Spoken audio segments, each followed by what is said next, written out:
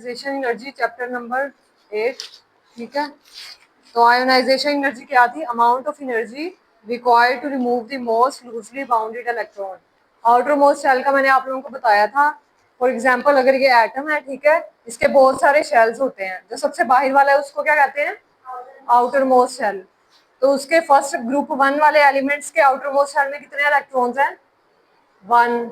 ठीक है, सोडियम जो है वो ग्रुप 1 का एलिमेंट है ना, तो इसके आउटर मोस्ट शेल में कितने इलेक्ट्रॉन्स हैं?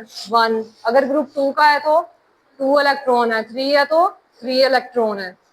तो इस तरह अब ये जो इलेक्ट्रॉन है ये हम लोग रिमूव करते हैं ना, जैसे क्लोरीन है वो ले लेता है इससे इलेक्ट्रॉन सोडियम से।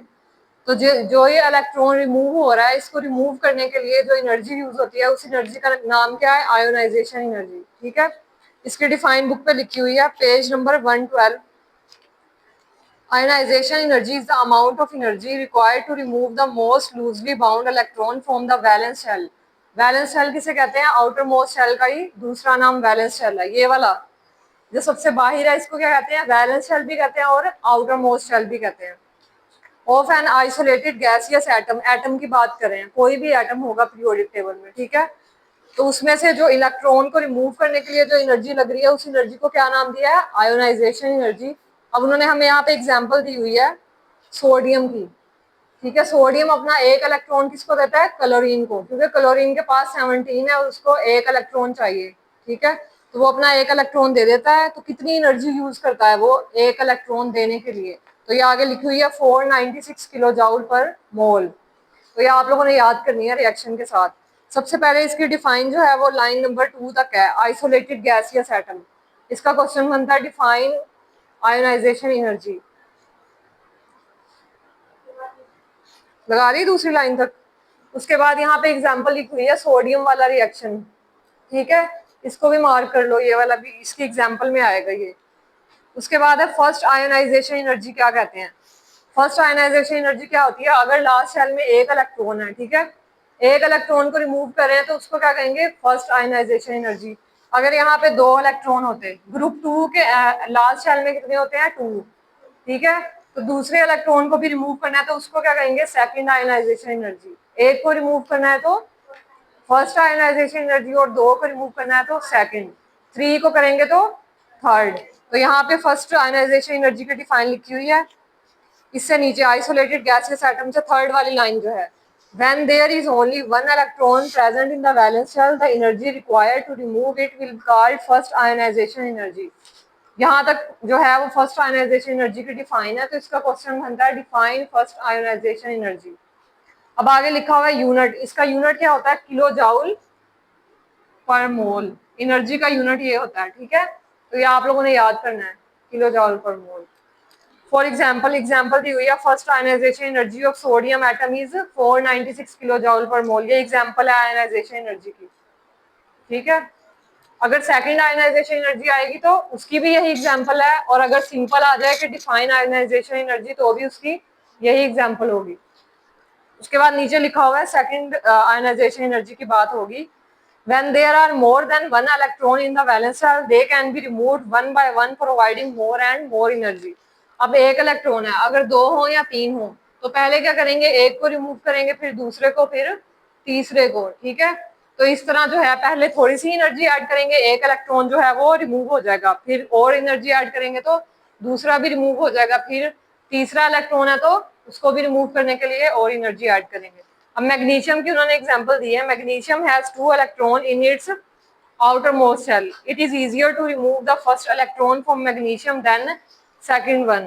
अब वो कह रहे हैं हमारे पास क्या है? मैग्नीशियम की एग्जांपल। सोडियम के तो लास्ट शेल में एक इलेक्ट्रॉन था ना, ठीक है, अब मैग्नीशियम के क्या होता है कि लास्ट शेल में 2 इलेक्ट्रॉन्स होते हैं यहाँ पे। अब वो कह रहे हैं कि किस तरह जो है इसको रिमूव करेंगे।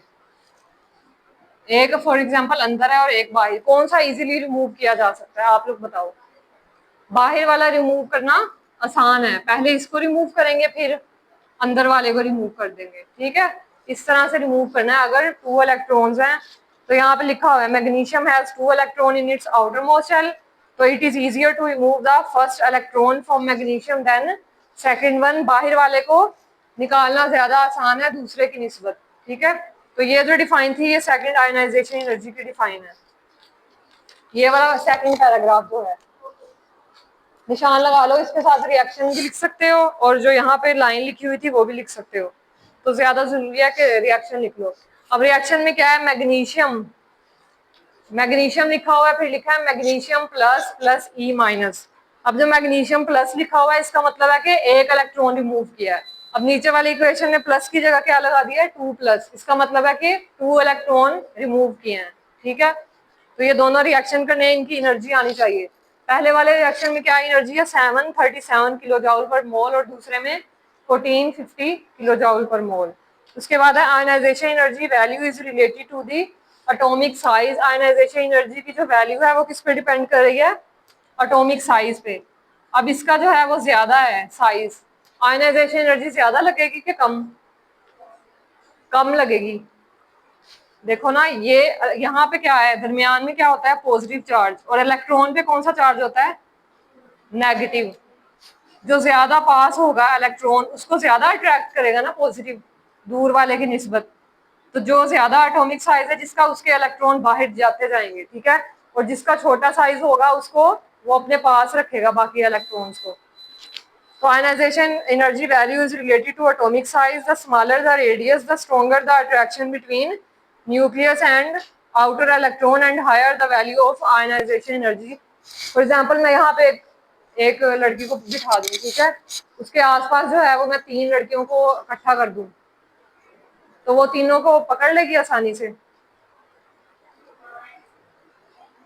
मतलब तीनों को तो पकड़ सकती है, लेकिन अगर 10 लोग हों तो नहीं पकड़ सकेगी ना।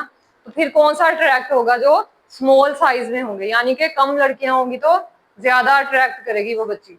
उसके बाद अगर 10 होंगी तो वो किसी को भी नहीं, किसी एक दो को पकड़ सकती है। ठीक है, तो इसी तरह आयनाइजेशन एनर्जी है कि जिसका साइज ज्यादा होगा। ठीक है, अब यहाँ पे क्वेश्चन बन सकता है, how ionization energy depends upon atomic size. यहाँ पे लिखो, हाउ आयनाइजेशन एनर्जी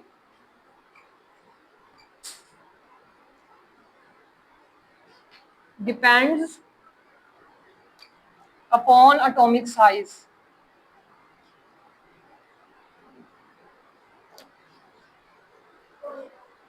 लिख लिया। अब इसका आंसर यही पैराग्राफ में है, ionization energy value is related to the atomic size, smaller the radius stronger the attraction between nucleus and outer most electron and higher the value of ionization energy. यानी कि जितना कम साइज होगा ionization energy उतनी जो है वो ज्यादा लगेगी उसको खींचने में बाहर। ठीक है, ionization energy value thus increase from left to right in period and decrease from top to bottom in group. अब लेफ्ट टू राइट क्या होता है, ये लेफ्ट टू राइट क्या है, पीरियड है। इसमें क्या कह रहे हैं, वो आयनाइजेशन एनर्जी इंक्रीज करती है।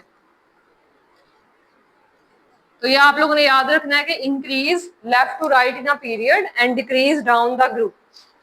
ये वाली लाइन जो है, द आयनाइजेशन एनर्जी, थर्ड वाली लाइन इस पैराग्राफ की, मार्क कर लो जल्दी से। उसके बाद ये टेबल दिया हुआ है आयनाइजेशन एनर्जी का, ये याद नहीं करना लेकिन वैसे देख लेना, एमसीक्यू के लिए इंपॉर्टेंट है।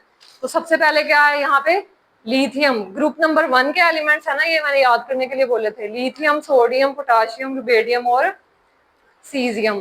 तो सबसे पहले क्या है, लिथियम, इसकी आयनाइजेशन एनर्जी कितनी है, 520, सोडियम की 496, पोटाशियम 419, रुबेडियम 403 और नीचे 377। सबसे कम साइज किसका है, लिथियम का, उसके बाद सोडियम, फिर पोटाशियम, फिर इस तरह क्या है, ग्रेटर हो रहा है। और एनर्जी सबसे ज्यादा किस पे लग रही है, जिसका स्मॉल साइज है, जिसका साइज स्मॉल है उस पर एनर्जी ज्यादा लग रही है। अब इसमें क्या है, उससे कम हो गई, सबसे ज्यादा इसकी है, फिर इसकी और कम हो गई। तो सबसे कम किसकी है, सीजियम की, जिसका साइज ज्यादा है, तो उसकी आयनाइजेशन एनर्जी क्या है, कम है। ठीक है, उसके बाद ये वाला जो था सेकंड पीरियड का उन्होंने बताया, ये तो ग्रुप की बात हुई है ना। सेकंड पीरियड को देखो, लिथियम की क्या है, सबसे कम है, उसके बाद एंड पे क्या है, नियोन, इसकी सबसे ज्यादा है, 2081 किलो जूल पर मोल। ठीक है, तो लेफ्ट टू राइट क्या हो रही है, इंक्रीज कर रही है और डिक्रीज क्या कर रही है, टॉप टू बॉटम। देखो ये वाले टेबल में देखो, नीचे वाले में ऊपर से नीचे जाए तो कम हो रही है, और यहाँ पे इधर से इधर आए तो ज्यादा वैल्यूज हो रही है। ठीक है, तो आयोनाइजेशन एनर्जी था, कल को हमने पढ़ना है इलेक्ट्रॉन एफिनिटी। यहाँ पे क्या था, इलेक्ट्रॉन को हमने रिमूव किया, निकाला है। इलेक्ट्रॉन अफिनिटी क्या होगी, ऐड करना है इलेक्ट्रॉन को। ठीक है, तो ये दोनों एक दूसरे के उल्टा है। ये डिफाइन आयोनाइजेशन एनर्जी और इसकी एग्जांपल बहुत इंपॉर्टेंट है। स्टॉप करो।